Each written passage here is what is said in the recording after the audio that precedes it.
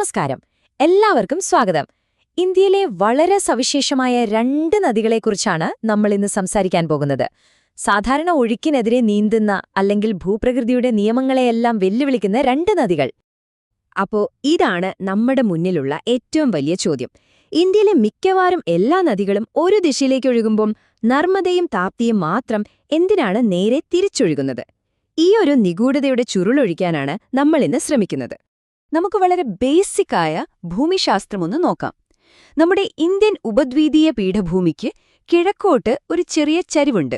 അതുകൊണ്ടുതന്നെ സ്വാഭാവികമായും ഗോദാവരി, കൃഷ്ണ, കാവേരി പോലുള്ള വലിയ നദികളെല്ലാം ഒഴുകി ബംഗാൾ ഉൾക്കടലിലാണ് എത്തുന്നത്. പക്ഷേ നമ്മുടെ കഥാനായകരായ നർമ്മദയും താപ്തിയും ഈ ചരിവിനെ അങ്ങ് അവഗണിച്ച് പടിഞ്ഞാറോട്ട്, അതായത് അറബിക്കടലിലേക്ക് ഒഴുകുന്നു. അപ്പോൾ സ്വാഭാവികമായും ഒരു ചോദ്യം വരും, ഇതെങ്ങനെ ശരിയാകും? ശരി, അപ്പൊ നമുക്ക് ഈ ഭൂമിശാസ്ത്രപരമായ കുറ്റാന്വേഷണം അങ്ങ് തുടങ്ങാം. ഈ നദികൾ എന്തുകൊണ്ടാണിങ്ങനെ വിചിത്രമായി പെരുമാറുന്നതെന്ന് നമുക്ക് കണ്ടെത്താം. നോക്കൂ, ആ ഒരു വൈരുദ്ധ്യം ഇവിടെ വളരെ വ്യക്തമാണ്. ഒരു വശത്ത് പീഠഭൂമിയുടെ ചരിവ് കാരണം കിഴക്കോട്ടൊഴുകേണ്ട നദികൾ, മറുവശത്തോ എല്ലാ നിയമങ്ങളെയും കാറ്റിൽ പറത്തി പടിഞ്ഞാറോട്ടൊഴുകുന്ന നർമ്മദയും താപ്തിയും. എന്തായിരിക്കും ഇതിന് പിന്നിലെ കാരണം? ആ ചോദ്യചിഹ്നമാണ് നമ്മുടെ ഈ അന്വേഷണത്തിലെ ഏറ്റവും പ്രധാനപ്പെട്ട കാര്യം. ഓക്കെ, നമ്മുടെ രഹസ്യത്തിന്റെ ചുരുളഴിക്കാൻ പോകുന്ന ഏറ്റവും പ്രധാനപ്പെട്ട തെളിവിലേക്ക് നമ്മൾ എത്തുകയാണ്. ഇതിന്റെ ഉത്തരം ഒളിഞ്ഞിരിക്കുന്നത് നദികളിലല്ല, മറിച്ച് അവ ഒഴുകുന്ന മണ്ണിന്റെ ഘടനയിലാണ്. ഇതാണ് നമ്മുടെ ഈ നിഗൂഢതയുടെ താക്കോൽ, ഭ്രംശതാഴ്വര അഥവാ റിഫ്റ്റ് വാലി.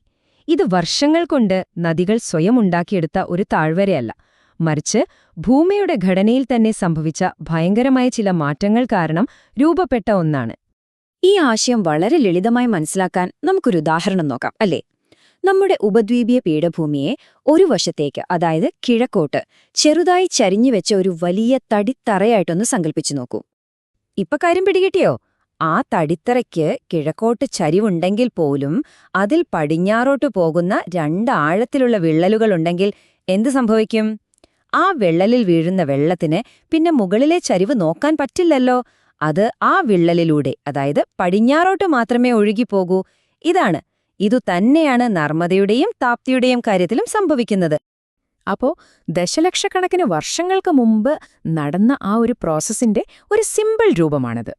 ഹിമാലയം രൂപപ്പെട്ടപ്പോൾ ഉണ്ടായ ഭയങ്കരമായ സമ്മർദ്ദം കാരണം നമ്മുടെ ഉപദ്വീപീയ പീഠഭൂമിയുടെ വടക്കുഭാഗത്ത് വലിയ വിള്ളലുകളുണ്ടായി.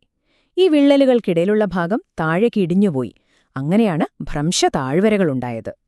പിന്നീട് വന്ന നർമ്മദയ്ക്കും താപ്തിക്കും സ്വന്തമായൊരു വഴി കണ്ടുപിടിക്കേണ്ട ആവശ്യമേ വന്നില്ല. അവർക്കൊഴുകാൻ റെഡിമെയ്ഡായ ഒരു വഴി അവിടെ ഉണ്ടായിരുന്നു. ആ വഴിയിലൂടെ അറബിക്കടലിലേക്ക് ഒഴുകുകയല്ലാതെ അവർക്ക് വേറെ വഴിയില്ലായിരുന്നു. അപ്പോ രഹസ്യം നമുക്ക് മനസ്സിലായി. ഇനി നമ്മുടെ കഥയിലെ പ്രധാന കഥാപാത്രത്തെ, അതായത് നർമ്മദാ നദിയെ കുറച്ചുകൂടി അടുത്തറിയാം. നർമ്മദയുടെ പ്രധാന വിവരങ്ങളൊന്ന് നോക്കൂ.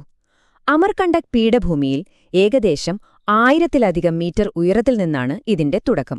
അവിടെ നിന്ന് 1312 കിലോമീറ്റർ ദൂരം വടക്ക് വിന്ധ്യപർവ്വതനിരകൾക്കും തെക്ക് സത്പുര പർവ്വതനിരകൾക്കും ഇടയിലൂടെ, നമ്മൾ നേരത്തെ പറഞ്ഞ ആ ഭ്രംശ താഴ്വരയിലൂടെയാണ് നർമ്മദയുടെ യാത്ര. പക്ഷേ നർമ്മദ വെറും ഒരു നദിയല്ല, മധ്യ ഇന്ത്യയുടെ ജീവനാഡി എന്ന് തന്നെ പറയാം. ജബൽപൂരിനടുത്ത് മാർബിൾ പാറകളിലൂടെ ഒഴുകി ധുവാദർ എന്ന അതിമനോഹരമായ വെള്ളച്ചാട്ടമുണ്ടാക്കുന്നത് നർമ്മദയാണ്. അതുപോലെ മറ്റു നദികളെപ്പോലെ കടലിൽ ചേരുമ്പോൾ ഒരു വലിയ ഡെൽറ്റ ഉണ്ടാക്കുന്നതിന് പകരം 27 കിലോമീറ്റർ നീളമുള്ള ഒരു നദീമുഖം, അതായത് ഒരു എസ്റ്റുറിയാണ് നർമ്മദ ഉണ്ടാക്കുന്നത്. പോരാത്തതിന് ഇന്ത്യയിലെ ഏറ്റവും വലിയ അണക്കെട്ടുകളിലൊന്നായ സർദാർ സരോവർ പദ്ധതിക്കും ജീവൻ നൽകുന്നത് ഈ നദിയാണ്. ലക്ഷക്കണക്കിന് ആളുകൾക്ക് ഇതൊരു പുണ്യനദി കൂടിയാണ്. ശരി, ഇനി നമുക്ക് രണ്ടാമത്തെ നദിയെ പരിചയപ്പെടാം. നർമ്മദയുടെ തെക്കുഭാഗത്തുള്ള ഒരു കൂട്ടാളി എന്ന് തന്നെ പറയാവുന്ന താപ്തി നദിയെ. താപ്തിയുടെ തുടക്കം മധ്യപ്രദേശിലെ മുൾട്ടായി എന്ന സ്ഥലത്തു നിന്നാണ്. ഏകദേശം 724 കിലോമീറ്റർ ഒഴുകുന്ന ഈ നദിയുടെ വൃഷ്ടിപ്രദേശം 3 സംസ്ഥാനങ്ങളിലായിട്ടാണ് കിടക്കുന്നത്: മധ്യപ്രദേശ്, മഹാരാഷ്ട്ര, പിന്നെ ഗുജറാത്ത്. ഈ സംസ്ഥാനങ്ങളിലെ കൃഷിക്കും അവിടത്തെ ജനങ്ങളുടെ ജീവിതത്തിനും താപ്തി നൽകുന്ന സംഭാവന അത്ര വലുതാണ്. അപ്പോ ഈ രണ്ട് നദികളുടെയും കഥ ഒരുമിച്ച് ചേർത്തുകൊണ്ട് നമുക്ക് ഈ വിശകലനം അവസാനിപ്പിക്കാം. ഈ നദികളുടെ വലിപ്പത്തിലുള്ള വ്യത്യാസം നോക്കൂ. നർമ്മദയിലൂടെ ഒരു വർഷം ഒഴുകിപ്പോകുന്നത് ശരാശരി 45 ഘന കിലോമീറ്ററിൽ കൂടുതൽ വെള്ളമാണ്. താപ്തിയിലൂടെയാണെങ്കിൽ ഏകദേശം 15 ഘനകിലോമീറ്ററും. ഇതിൽ നിന്ന് തന്നെ നമുക്ക് മനസ്സിലാക്കാം പടിഞ്ഞാറൻ ഇന്ത്യക്ക് ഈ രണ്ട് നദികളും എത്രത്തോളം പ്രധാനപ്പെട്ടതാണെന്ന്. അപ്പോ ഇതിലെ പ്രധാന പോയിന്റ് ഇതാണ്: നർമ്മദയും താപ്തിയും ശരിക്കും ഒഴുക്കിനെതിരെ നീന്തുകയല്ല. അവയുടെ വഴി അവ സ്വയം തിരഞ്ഞെടുത്തതുമല്ല.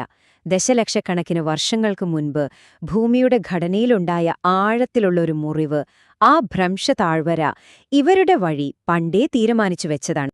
ഇത് നമ്മളെ ശരിക്കും ഒരു വലിയ ചിന്തയിലേക്കാണ് കൊണ്ടുപോകുന്നതല്ലേ? നമ്മൾ വളരെ നിസ്സാരമായി കാണുന്ന മലകളും പുഴകളും താഴ്വരകളുമെല്ലാം ഒരുപക്ഷേ ഇതുപോലെ കോടിക്കണക്കിന് വർഷങ്ങളുടെ കഥകൾ ഉള്ളിൽ ഒളിപ്പിക്കുന്നുണ്ടാവാം. അപ്പോ അടുത്ത തവണ നിങ്ങളൊരു യാത്ര പോകുമ്പോൾ ചുറ്റുമുള്ള ഭൂപ്രകൃതിയെ വെറുതെ ഒന്ന് ശ്രദ്ധിച്ചു നോക്കുക.